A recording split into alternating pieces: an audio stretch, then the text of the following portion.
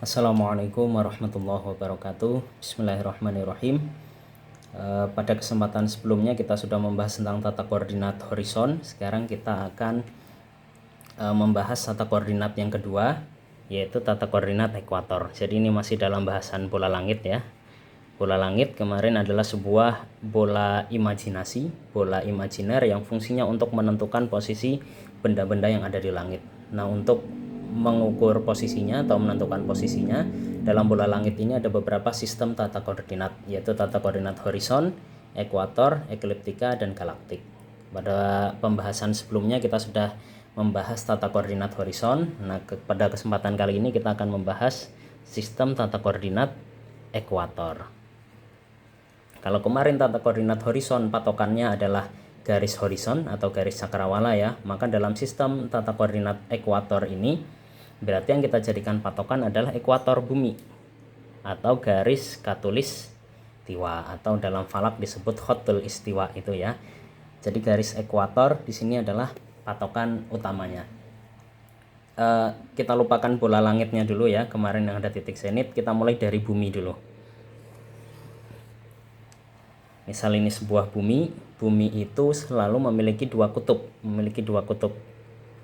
Kita anggap tegak ya, yang di atas ini adalah titik kutub utara, yang di bawah kutub selatan. Lalu yang disebut garis ekuator itu adalah sebuah garis yang melintang tepat berada di tengah-tengah ini ya, memisahkan bumi belahan utara dan selatan, tepat berada di tengah. Inilah yang kita sebut sebagai ekuator atau garis khatulistiwa.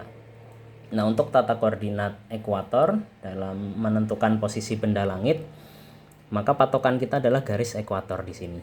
Jadi misal ini sebuah bumi, bintangnya ada di sini. Kita ingin mengetahui koordinat bintang tersebut, maka nanti yang kita jadikan patokan adalah ekuator. Cara membuat bola langitnya dalam sistem tata koordinat ekuator berarti patokannya adalah titik-titik ini. Kita perbesar, bumi ini kita perbesar. Jadi sebuah bola langit yang ukurannya lebih besar ya.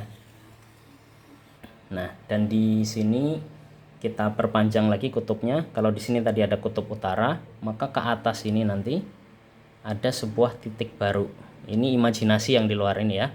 Bola langit, bola imajinasi kita, ini yang disebut KLU. Kutub lintang utara. Di bawahnya titik selatan. Ini yang disebut sebagai KLS, kutub lintang selatan. Dan ekuator ini kita perpanjang membentuk sebuah lingkaran. Nah, lingkaran ini yang disebut sebagai ekuator langit. Jadi bola langit dalam tata koordinat ekuator ini mengikuti posisi bumi ya, koordinat-koordinat yang ada di bumi. Nah, kemarin kita sebut kekurangan dalam sistem tata koordinat horizon adalah dia hanya bisa digunakan secara lokal, tidak bisa digunakan secara global dalam lingkup bumi. Artinya jika pengamatnya berbeda posisi, misalnya berada di Rusia dengan pengamat yang berada di daerah Australia, maka nanti nilai azimut dan altitudenya pasti sangat berbeda. Tapi dalam tata koordinat ekuator ini enggak, karena patokannya adalah posisi bumi, adalah garis ekuator, maka dimanapun pengamatnya, nanti nilai tata koordinatnya selalu sama. Ya, nanti ada dua juga seperti kemarin, ada bujur dan ada lintangnya, atau yang sering disebut deklinasi dengan HA, hour angle, atau bisa juga menggunakan asensio recta. Nah, nilainya itu nanti selalu sama di belahan manapun berada, deklinasinya tidak akan berubah gitu, kecuali sedikit nanti ya, karena ada gerakan presesi bumi. Nanti dijelaskan lebih lanjut di bahasan yang lain. Nah, sekarang bumi ini bisa kita hapus supaya gambarnya terlihat lebih sederhana. Yang kita bayangkan ya ini saja. Jadi di tengah ada garis ekuator langit, lalu di sini ada sumbunya. Sumbunya ini yang membagi sebagai poros rotasi bumi ya, kutub lintang utara dan kutub lintang selatan. Pokoknya bumi tadi berada di tengah.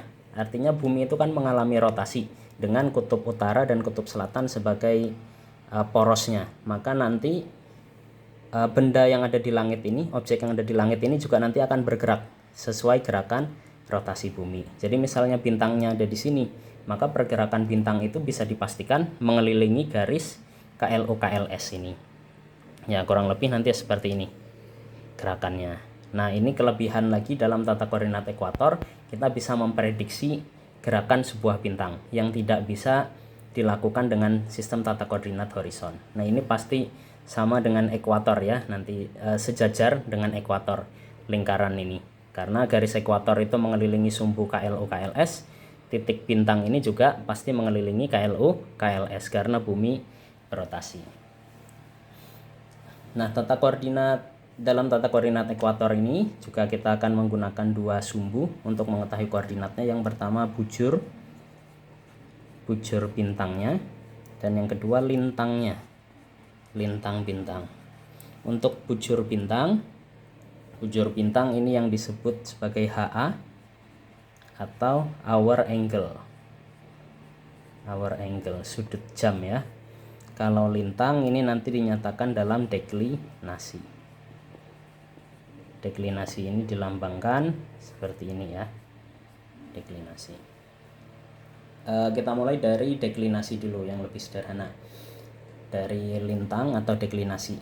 Deklinasi itu kalau dalam tata koordinat horizon kemarin ini mirip seperti tinggi bintang. Kalau dalam tata koordinat horizon, tinggi bintang atau lintangnya kemarin diukur dari garis horizon, dari proyeksi bintang di garis horizon ke arah zenit sampai ke posisi bintangnya ya.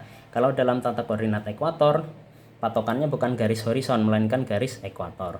Misal bintang ini bintang X. Bintang X ini proyeksinya di garis horizon tepat berada di sini, di ekuator ini.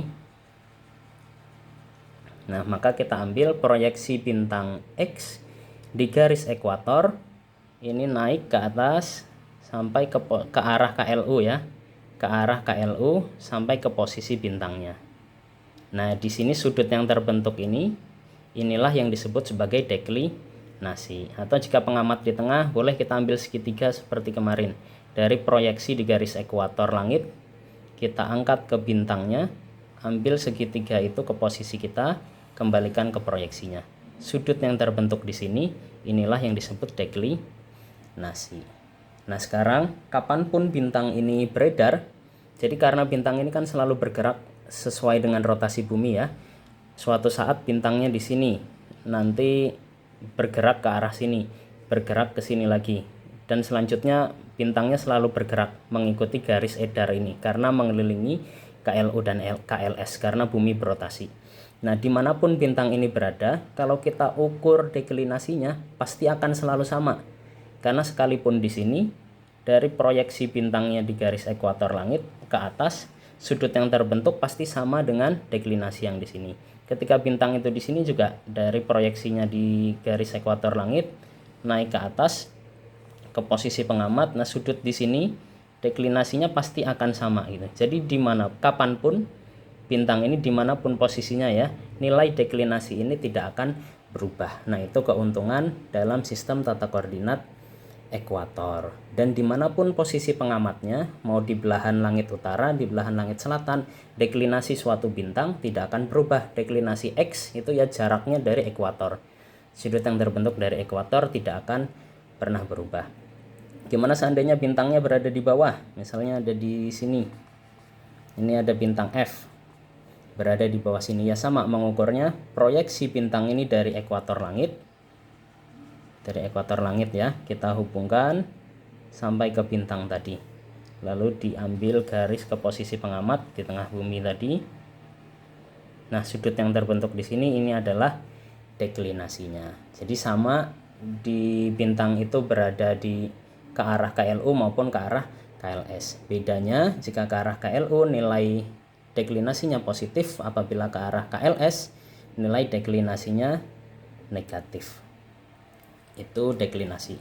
Kemudian yang kedua bujurnya atau hour angle. Untuk nilai bujurnya ini kita perlu imajinasi yang lebih dalam ya, imajinasi yang lebih kuat lagi. Jadi bayangkan seperti tadi, ini adalah sebuah garis ekuator langit. Ekuator langit, dan di sini ada dua titik yang membentuk sebuah sumbu poros rotasi bumi, kutub lintang utara dan kutub lintang selatan. Nah, sekarang seandainya bumi tadi berada di tengah-tengah sini, dengan garis ekuatornya. Sekarang kita perlu tahu posisi kita di bumi itu di sebelah mana. Misal kita berada di kota Jombang, Jombang di Jawa Timur. Nah, Jombang itu lintang kotanya itu adalah min 7 derajat 28 menit. Ini kalau nggak salah ya, seingat saya ini. Min 7 derajat 28 menit lintang selatan. Itu lintang kota Jombang. Artinya dari ekuator bumi ya, dari ekuator bumi, karena di sini ada tandanya negatif, dan lintang selatan ke arah kutub selatan turun sedikit sebesar 7 derajat 28 menit. Jadi posisi pengamat itu kurang lebih ada di sini. Ada di bawah ekuator ya. Nah, kalau posisi pengamatnya di situ, nanti kita membayangkan sebuah bola langit, maka bentuk bola langitnya yang di atas kepala kita adalah titik zenit. Jadi posisi titik zenitnya ada di sini. Titik nadir ada di bawah kaki kita. Ada di sini titik nadir. Dan garis horizon itu kan pasti tegak lurus dengan ini ya. Maka garis horizon kita nanti atau cakrawala kita itu ada di sini. Nah, garis horizon ini atau cakrawala ini yang nanti akan menjadi batas antara bumi di bawah kaki kita dan langit yang ada di atas kepala kita. Artinya zona di sini seluas ini ya, separuh bola langit ini nanti tidak bisa kita lihat. Tidak bisa kita amati karena dia berada di bawah kaki kita. Sementara yang di sini ini yang berada di langit. Nah, tadi ada contoh bintang X. Bintang X yang posisinya di sini. Bintang X ini sekarang bisa kita lihat karena dia berada di atas langit. Tapi kalau bintangnya ada di sini, berarti bintang itu tidak bisa kita lihat. Nah, kalau bintang X itu berada di sini, berarti nanti bintang ini kan akan bergerak ya, akan beredar. Suatu saat terbit dan terbenam sesuai rotasi bumi. Rotasi bumi tadi porosnya adalah kutub utara dan kutub selatan. Di sini tadi kutub utara, kutub selatan di sini ya. Ini kita perbesar jadi kutub lintang utara dan kutub lintang selatan dalam bola langit kita. Maka nanti pergerakan bintang ini, nah ada di sini ya, sejajar dengan garis ekuator langit gitu. Nah, artinya bintang ini pada saat tertentu ini tidak bisa kita lihat waktu di posisi ini, di bawah ini, karena dia sedang berada di bawah tanah. Tapi ketika di sini, nah nanti bisa kita lihat ya, karena dia sedang terbit di atas langit lalu terbenam lagi. Gitu, terbit lalu terbenam lagi. Kalau di sini posisi bintangnya agak sulit, bintangnya saya ubah sedikit. Turun posisinya, bintang X misalnya ada di sini. Nah, di sini bintang X ya. Maka nanti pergerakan bintang ini akan sejajar dengan ekuator langit. Ekuator langit. Nah, kalau posisi pengamat ada di sini dan ini garis cakrawalanya tadi ya, garis horizonnya, maka akan ada beberapa titik. Titik yang di sini dari pengamat ini ya. Kalau dia menggunakan kompas pasti di sini nanti akan menyatakan utara. Walaupun utara sejati tadi ada di sini ya. Ada di sini utara sejati, tapi kan tidak mungkin kompas itu menunjukkan arah ke bawah tanah. Pasti secara horizontal.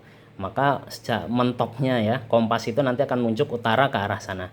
Gitu, karena titik ini yang paling mendekati ke arah utara dan titik sini selatan.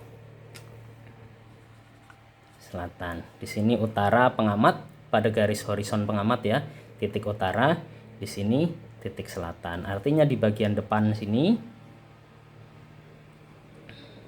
nanti di sini titik barat dan di bagian belakang sana adalah titik timur. Jadi garis yang di dalam ini timur ya.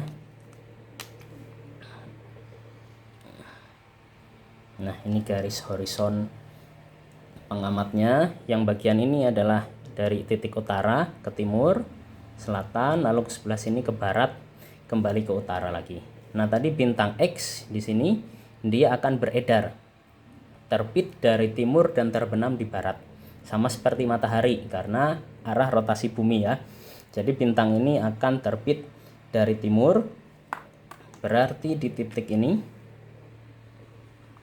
akan terbit di timur, lalu bintang ini naik sampai ke posisi yang tertinggi lalu turun lagi dalam posisi pengamat ini ya. Dia karena seperti ini posisinya, dari sini bintang X akan terbit, nanti dari pandangan pengamat ini dia bintang ini naik di posisi tertinggi lalu akan turun lagi. Nah, dan nanti terbenam di garis horizon yang di sini. Ini yang ada di area timur dan di sini yang di area barat tadi ya. Jadi akan terbit dari timur dan terbenam di barat. Nah, di sini kita bayangkan di tengah-tengah ini titik tertingginya. Nah, titik tertinggi bintang inilah yang disebut sebagai titik kulminasi. Kulminasi ya, kulminasi itu tertinggi. Misal kita bayangkan matahari itu kan terbit pagi, misal kurang lebih jam 5:30 itu terbit, nanti terbenam lagi jam 5:30 sore, dan titik tertingginya itu kira-kira waktu zuhur, kurang lebih ya jam 12 kurang ya, di waktu zuhur itu titik bintang tertinggi. Maka bisa kita katakan zuhur itu adalah waktu kulminasi matahari. Kulminasi kemudian turun tergelincir sedikit ya, itu yang dikatakan waktu zuhur. Jadi titik kulminasi itu adalah titik tertinggi. Untuk bintang X berarti titik tertingginya ada di posisi ini karena terbit dari sini lalu terbenam lagi. Nah, untuk menyatakan HA itu dinilai dari titik kulminasinya. Kalau di titik kulminasi tertinggi ini dinyatakan HA-nya dalam 0. HA-nya 0 ya. Kalau di titik tertinggi di sini. Nah, tapi bedanya di sini kita tidak menggunakan derajat karena di sini HA hour angle, maka kita menggunakan bukan sudut dalam derajat tapi menggunakan dalam satuan jam. Jam artinya kalau jam itu ya 24 jam ya dalam satu hari. Jadi dalam sebuah lingkaran ini terbentuk 360 derajat sebuah lingkaran, sementara kalau dalam jam itu setara dengan 24 jam. 24 jam. Kalau kita bagi 360 derajat dibagi 24 jam, maka nanti akan ketemu 15 derajat setiap 1 jam. Nah, HA ini dinyatakan dalam jam, artinya 1 jam dalam HA ini setara dengan 15 derajat dalam sudut. Nah, kalau di sini posisinya 0, maka kita katakan bintang X ini sekarang HA-nya adalah 0 jam di titik tertinggi. Nanti kalau sudah semakin sore bintang ini akan turun ke posisi sini. Nah, nanti bisa kita nyatakan pokoknya dari arah timur ke barat ya. Menyatakannya berarti nanti nilainya positif. Dari sini misalnya bergeser 1 jam, 2 jam, 3 jam misalnya di posisi ini. Nah, berarti HA bintang ini saat ini bintang X adalah 3 jam. Bisa juga sebelumnya, sebelum titik kulminasi. Nah, kalau sebelum titik kulminasi di sini nilainya dengan tanda negatif. Misalnya di posisi yang sama ya, maka di sini nilainya nanti 3 jam juga. Sebelum, bedanya ini 3 jam sebelum kulminasi, di sini 3 jam setelah kulminasi. Karena setelah tandanya positif, sebelum tandanya negatif. Jadi perbedaannya itu. Untuk HA yang nilainya negatif min 3 jam berarti dia 3 jam lagi, 3 jam sama jam seperti di jam tangan kita ya, di arloji kita, 3 jam lagi bintang itu akan mencapai titik kulminasi. Kalau HA-nya sudah 3 jam, artinya bintang ini 3 jam yang lalu telah mengalami kulminasi. Gitu, dan seterusnya sampai nanti terbenam di sini berapa. Jadi kalau dari sini 0, ini seterusnya nanti ya ke arah barat. Dari 0, 1, 2, 3, 4, 5, 6 dan seterusnya sampai 12. Lanjut lagi 13, 14, 15, 16, 17 gitu juga boleh. 18 sampai ke sini sampai ke 0 lagi. Gitu. Jadi dalam satu lingkaran ini ada 24 jam. Bisa menyatakannya seperti tadi ya, 1 jam sampai 23 jam, 24 jam, atau kalau yang lebih mudah dalam tanda negatif. Ini min 3 jam, artinya 3 jam lagi bintang ini akan mencapai titik kulminasi. Nah, contoh bintang ini tadi ya, bintang X, berarti bisa kita nyatakan lintangnya atau deklinasinya. Deklinasinya dari garis horizon, proyeksinya tadi ada di sini. Proyeksi di garis ekuator, proyeksi di garis ekuator. Kita ambil ke posisi bintangnya ke arah KLU, ambil ke tengah lagi. Sudut yang terbentuk di sini ini adalah deklinasi tadi ya. Deklinasinya anggap aja misal di sini 15 derajat. Maka kita nyatakan bintang X deklinasinya 15 derajat. Dimanapun posisi pengamat selama masih di bumi ya, dia akan mengamati bintang ini deklinasinya selalu 15 derajat dari garis ekuator. HA-nya berapa? Nah, nilai HA ini nanti akan berubah-ubah bergantung posisi bintangnya berapa. Posisi bintangnya kapan bintang itu diamati. Misal di sini berarti ya nilai HA-nya tadi adalah 3 jam. Sekian, itu tata koordinat ekuator. Nah, untuk HA ini juga tadi masih ada kekurangannya ya, karena selalu berubah-ubah. Untuk posisi pengamat yang berbeda juga nanti nilai HA-nya berbeda, karena bumi itu terkadang kan mengitari matahari ya. Ketika bumi itu mengitari matahari itu agak condong sedikit posisinya, kadang berada di sebelah, ketika berada di sebelah sana miringnya seperti ini, ketika di sebelah sini miring seperti ini gitu. Jadi nanti HA-nya juga pasti akan mengalami pergeseran karena matahari mengalami pergerakan semu. Nah, untuk itu nanti ada satu sistem lagi yang disebut ascensio recta, atau kalau dalam astronomi biasanya disingkat dalam RA ya, right ascension atau ascensio recta. Nah, nanti ini kita bahas di pembahasan selanjutnya.